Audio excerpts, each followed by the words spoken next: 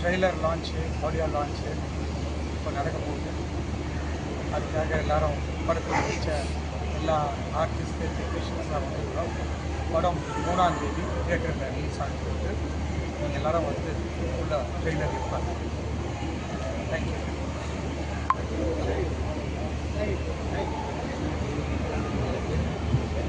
ஏன்னா இப்போ வந்து லேடிஸ் தான் வந்து வீட்டில் சண்டை போடுறாங்க. ஸோ அதுக்காக தானா?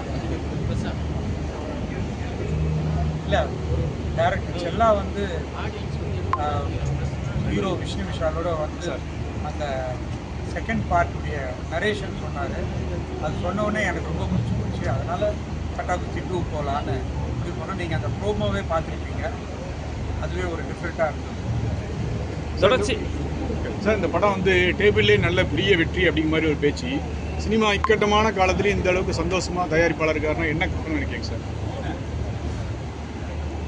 கட்டாகுஸ்தி 2 வந்து ரிலீஸ்க்கு முன்னாடியே எல்லா ஏரியாவும் வச்சு டேபிள் ப்ராஃபிட்டில் படத்தை ரிலீஸ் பண்ணுவோம். காரணம் சார், ஏதாவது காரணம் வந்து படம் நல்லா இருக்கிறது தான் காரணம், வேறு எதுவுமே காரணம் கிடையாது சார். அப்படின்னா பார்ட் 3 வருமா சார்? அது வந்து விஷ்ணு விஷால் தான் சொல்லணும். கண்டிப்பாக இருக்கிறதுக்கு வாய்ப்பு இருக்குது சார். அதர் லாங்குவேஜ்லலாம் ஈஸியாக வந்து 100 crores வந்து சக்ஸஸ் பண்ணுறாங்க. நம்ம வந்து பண்ணுறது கொஞ்சம் கஷ்டமாக இருக்குது. எதனால இருக்குன்னு நினைக்கிறீங்க நீங்கள் ஒரு ப்ரொடியூசராக? அதர் லாங்குவேஜில் ஈஸியாக வந்து அதை வந்து நோட் பண்ணிடுறாங்க நம்பர்ஸாக. நம்ம வந்து அவ்வளோ பண்ணுறது கிடையாது. அதுக்கு நம்மக்கிட்ட இருக்கிற தேட்டர்ஸ் வந்து 1000 தேட்டர்ஸ் மேலே இல்லை. பட்டு ஹைதராபாத்லலாம் 4000 தேட்டர் இருக்குது, தெலுங்கானாலலாம். அதனால் ஹிந்திலலாம் எக்கச்சக்கமாக இருக்குது. ஸோ அதனால் அவங்க காசு பண்ணிடுறாங்க, நம்மளால் வேறு